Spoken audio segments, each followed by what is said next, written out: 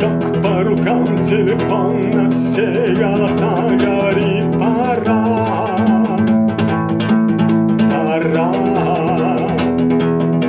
И пальто на гвозде, шарф в рукаве и перчатки в карманах шепчут: подожди до утра,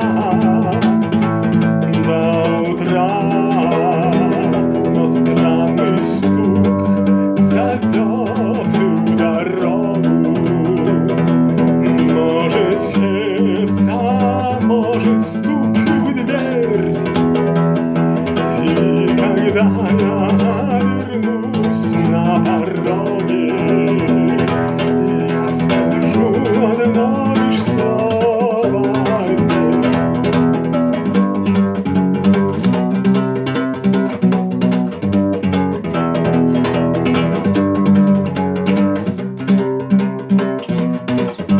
И опять на вокзал, и опять к поездам, и опять проводник выдаст белье и чай.